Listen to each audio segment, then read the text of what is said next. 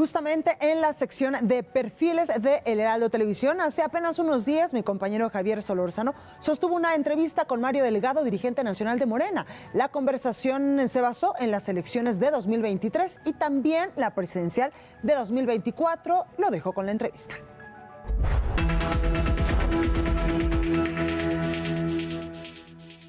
¿Cómo has estado?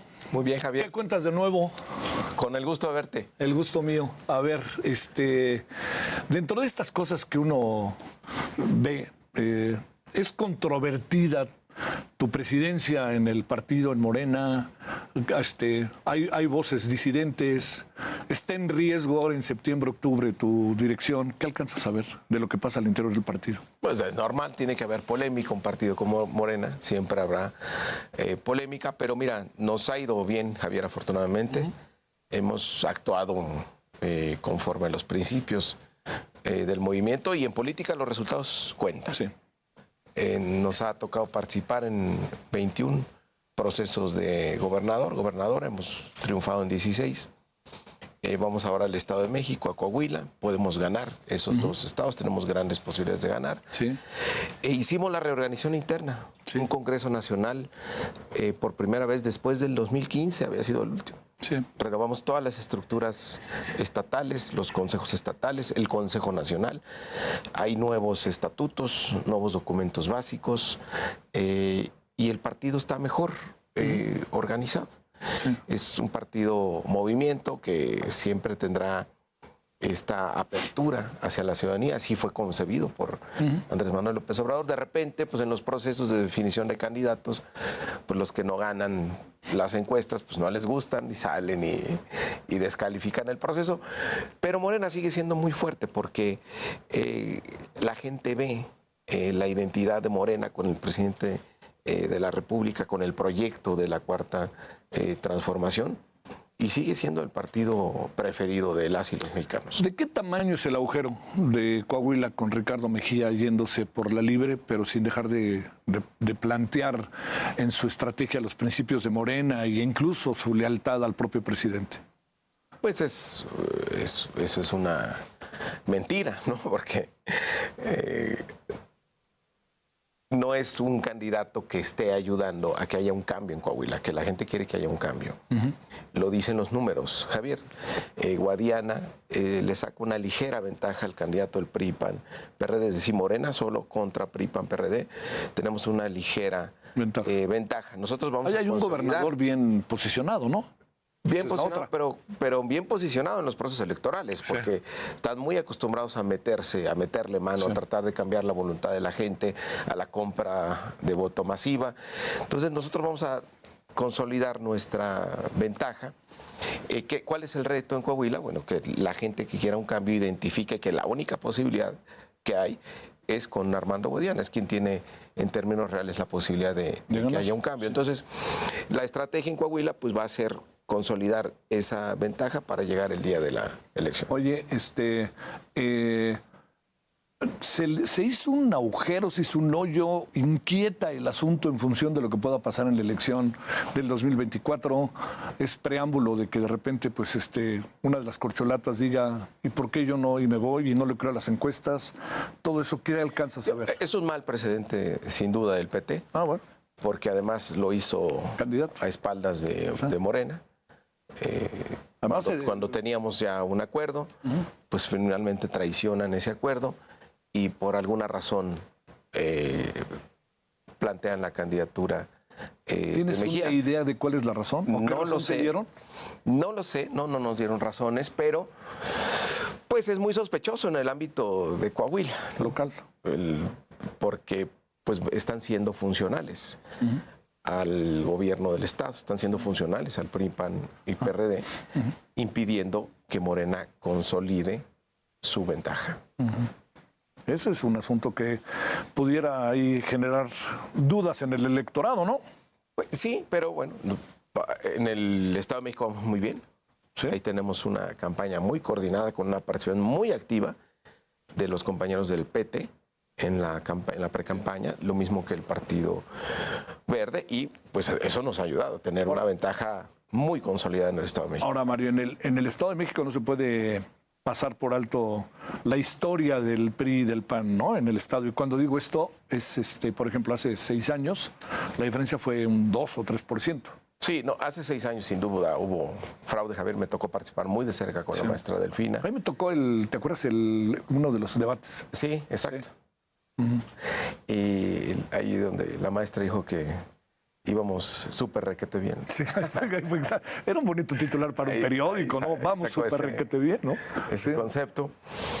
Sí, no, a ver, tanto Coahuila como el Estado de México tienen características similares. No ha habido en ningún año, en ninguna ocasión, alternancia de gobierno.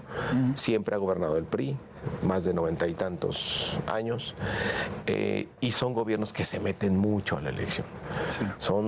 Están muy acostumbrados al acarreo, muy acostumbrados a la compra de voto, sobre todo. Acuérdate en esa elección de 2017, sí.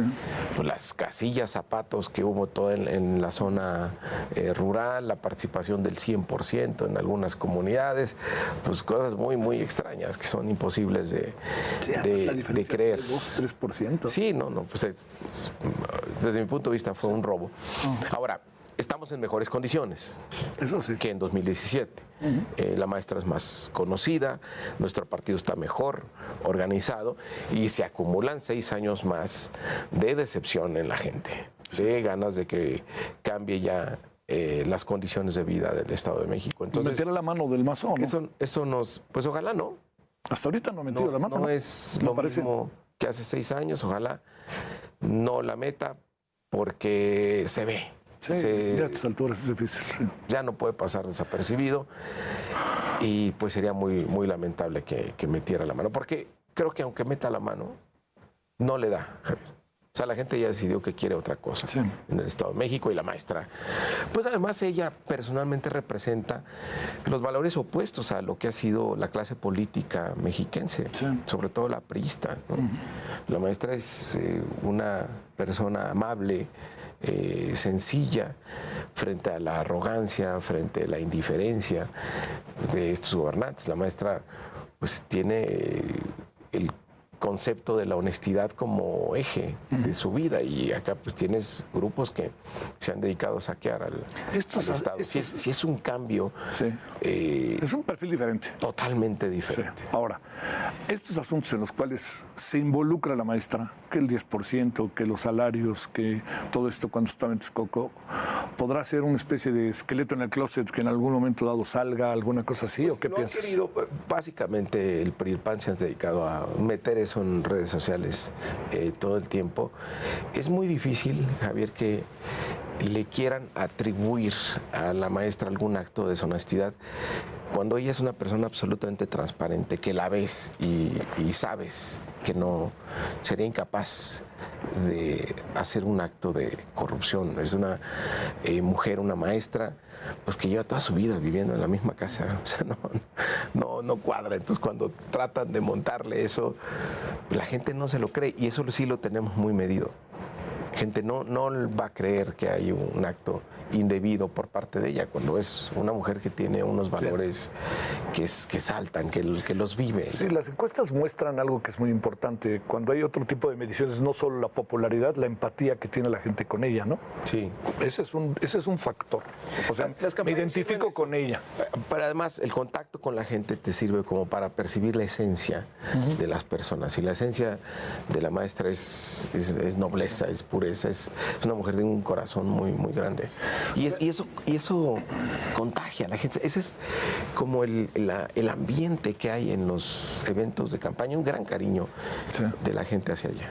A ver, platicamos con Marcelo Ebrard, al que conoces bien, y con Claudia Sheinbaum. Nos falta por ahí Adán Augusto, el propio Ricardo Monreal, y hasta Fernández Noroña, ¿no? Si se trata de los que han levantado la mano abiertamente o que el presidente ha puesto en la lista.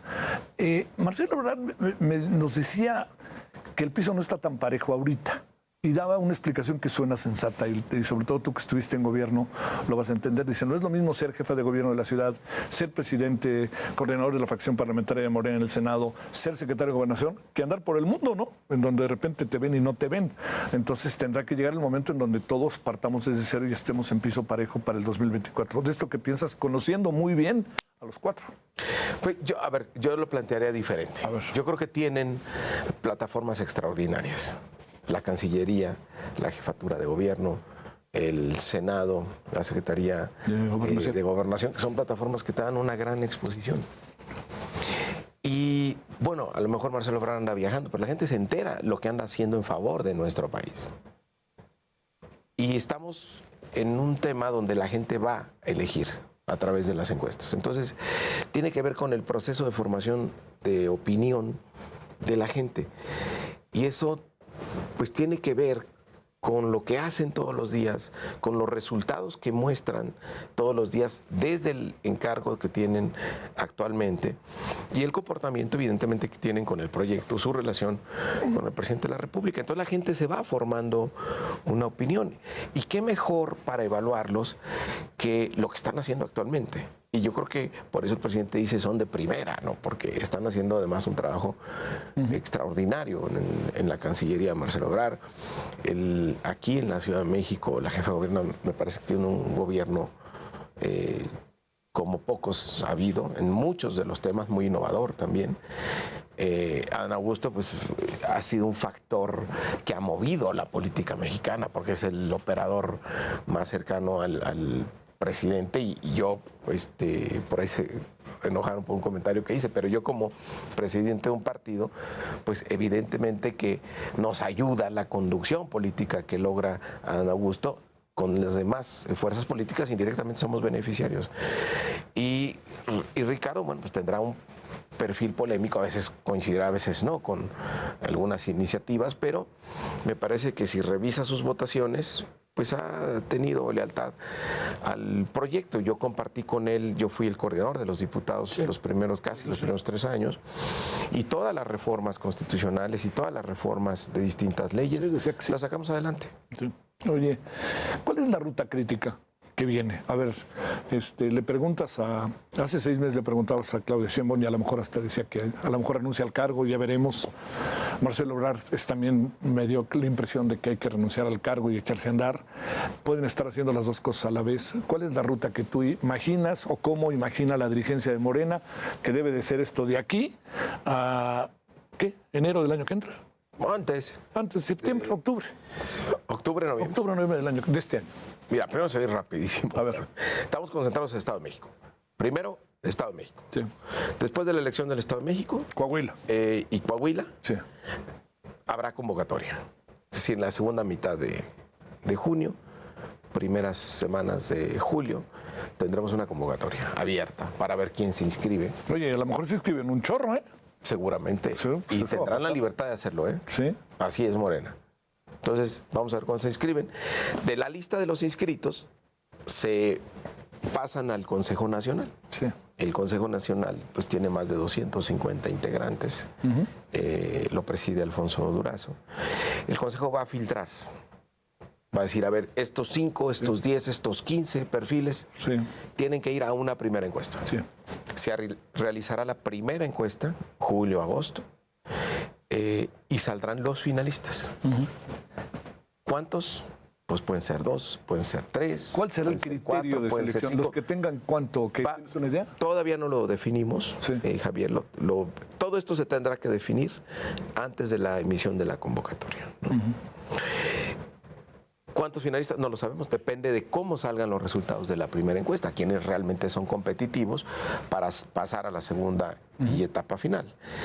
Y tendremos ya la encuesta final por ahí de octubre, noviembre, ¿no? A más tardar. Se habrá 2 encuestas. Son 2 encuestas. Es en 2 la primera es la preselección. Así es. Y la segunda es ya la final. Gana. Así es.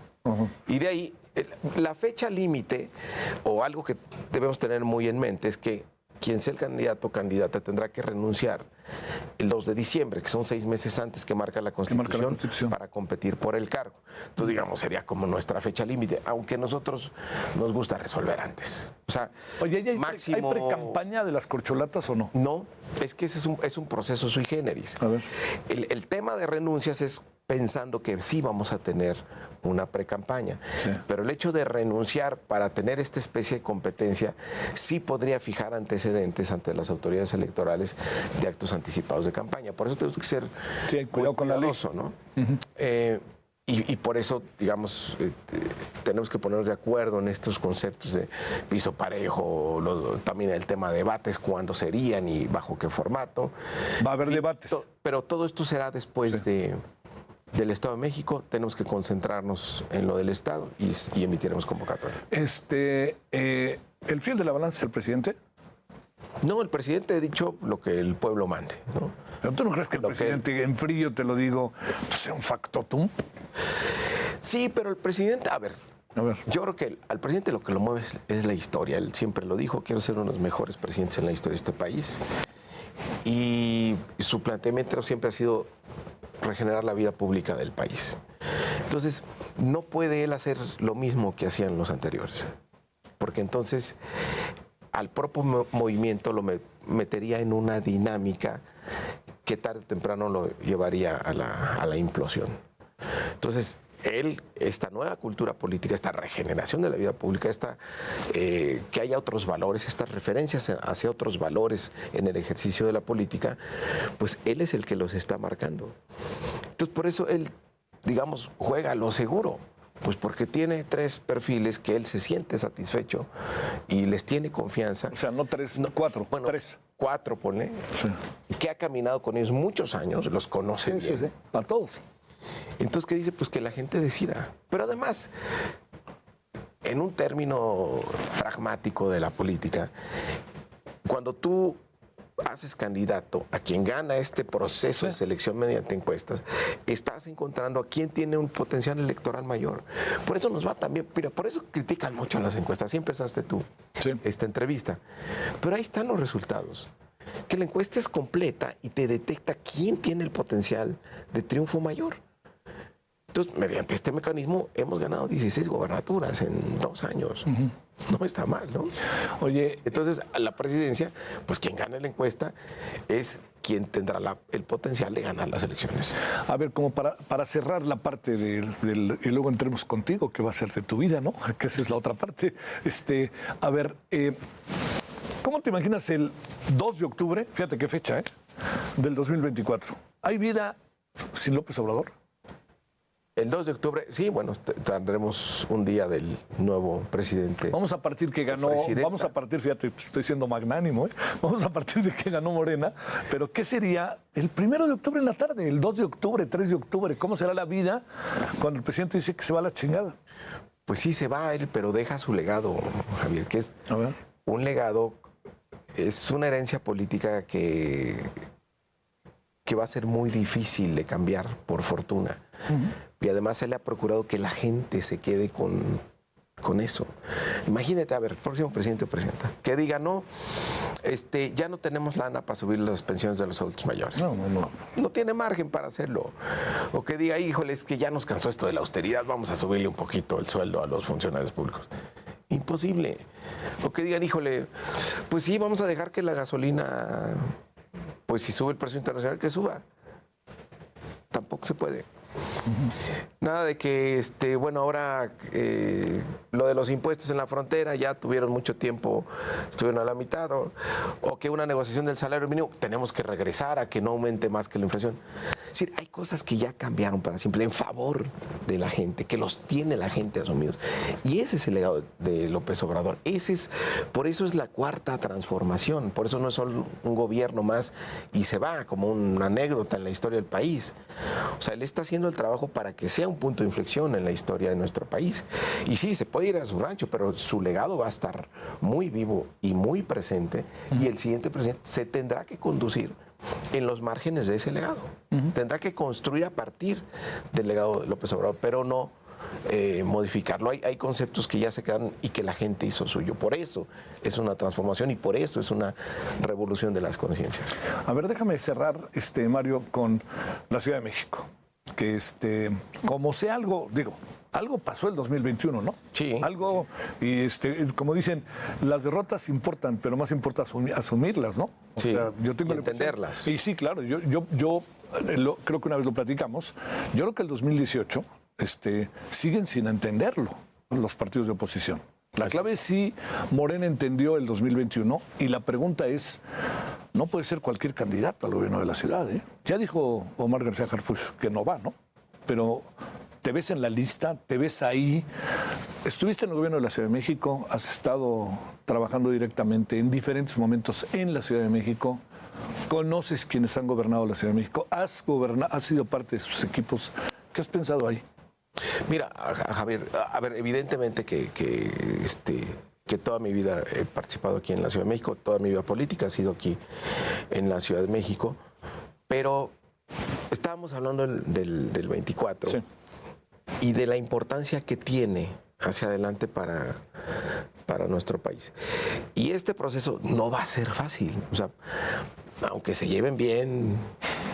No, va a haber diferencias, claro. Es la lucha por la presidencia. Pues sí, pues nunca ha sido... Oye, nunca le he tenido tan cerca, ¿no? Jamás, no es un juego matatena, pues, o sea, sí. O sea, sí esperas que haya máscara contra cabellera. Necesitamos, por lo tanto, una dirigencia fuerte. Sí. O sea, si yo me vuelvo corcholata de la Ciudad de México, pues abro un flanco de debilidad, de golpeteo, sí. que podría debilitar fortaleza ese liderazgo que necesitamos para conducir el tema de la selección del candidato. Y es un privilegio dirigir este movimiento, Javier. ¿Cuándo termina tu gestión? Termina después de las elecciones del 24. Entonces, el poder conducir el proceso en una elección presidencial, pues no es poca cosa. Porque es ganar la presidencia.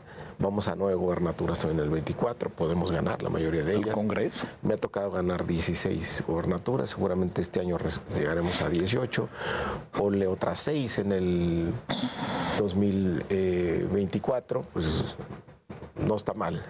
2 mayorías, la presidencia. Entonces, pues es una satisfacción y creo que le hemos dado orden al partido, le hemos dado estabilidad a Morena. Eso para mí vale muchísimo. Si en el camino se abre una coyuntura y no genera ruido, pues cabría la posibilidad. Yo creo que sí necesitamos perfiles fuertes, coincido contigo, para la Ciudad de México, y que no va a ser como antes, de que cualquiera podría ganar. Sí, yo creo que pensar muy bien lo que pasó en el 21, hay que tenerlo muy claro, y cómo podríamos darle la vuelta a eso. Y sí pasa en buena parte por el perfil del candidato o candidata que vayamos a tener. Cuando entras y sales de Palacio, iba a decir de Los Pinos, de Palacio Nacional, llevas unos folders que uno dice, ¿qué fregados trae ahí, Mario? No, a ver, te pregunto, ¿hablas con el presidente de estos temas concretos que estamos hablando o no? No se mete mucho, la verdad es que es muy, digamos, arisco pero sí compartimos puntos de vista, sí compartimos encuestas, de vez en cuando le llevo que vea encuestas. Morena es un partido que tiene un área muy profesional en tema de encuestas, medimos todo, también luego por eso nos va bien.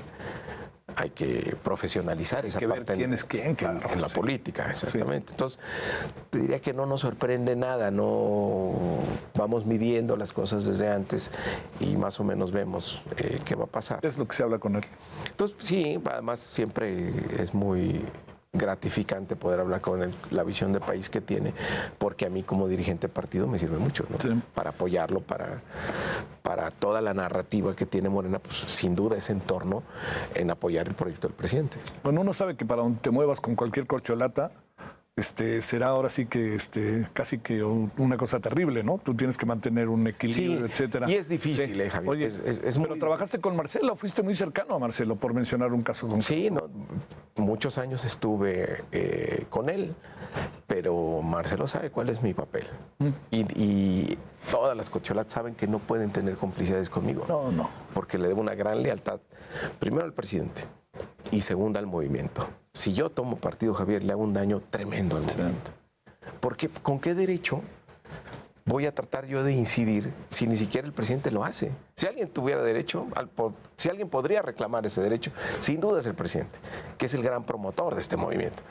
Él renuncia a hacer eso para que la gente decida. Entonces, pues mucho menos yo puedo estar en favor de alguien, porque entonces estaríamos robando la posibilidad a la gente que efectivamente decida. Entonces no lo vamos a hacer, no nos vamos a equivocar. Es muy difícil, Javier, la verdad, sales en una foto con uno, entonces hay celos, hay 5 reclamos. minutos tienes que salir con otro. Entonces una semana me acusan de estar con uno, la otra semana de con otro, la otra semana con otro. Trato de mantener un diálogo fluido con ellos, pero pues, sí es A ver, complicado.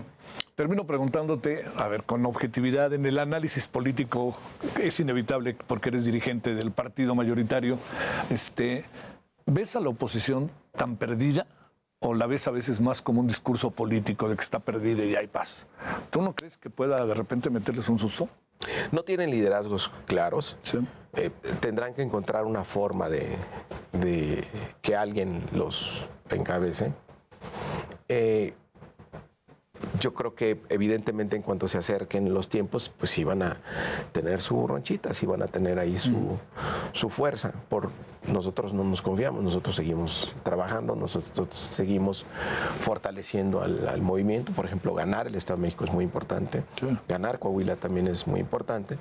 Entonces eso te va consolidando. Si sumamos esos dos estados, siendo muy realista, la posibilidad de que ganemos la presidencia en el 24 es muy alta, ¿no? Sí. Pero no será gratis. Sí. O sea, tendremos que organizar todo, una buena campaña, llegar en términos territoriales. Algo que hace muy bien Morena y funciona mucho es el tema de la organización abajo con la gente, hacer comités, llevar el periódico Regeneración, todo eso funciona. Y tú dices, sigue sin entender la oposición del 18, siguen sin entender la política de campo diferente que hace Morena. Sí, es muy diferente. Sí. O sea, el PRI, por ejemplo, no puede operar territorio si no lleva dinero, si no lleva recursos, si no lleva despensas. Nosotros estamos en territorio todo el tiempo. ¿Y qué llevamos? El periódico Regeneración. Y eso la gente lo valora mucho. Porque ya estás en otra etapa, ya estás en otro nivel de politización. Bueno, entonces no hay renuncia de las corcholatas. Van a jugar hasta el final. Nomás la corcholata o el corcholata que gane tendrá que renunciar. Habrá que definir bien las reglas. Sí. Eso será después del Estado de México. Habrá que consensarlas con ellos. Pero pensar muy bien esto de qué es el piso parejo. O sea, piso parejo es que no tengan cargo. Piso parejo es establecer un periodo de precampaña, aunque oficialmente no será precampaña. Hay que revisarlo. Podría tener sus riesgos desde el punto de vista jurídico. Mario. Gracias a ti. Es un gusto, ¿eh? No, gracias. Gracias.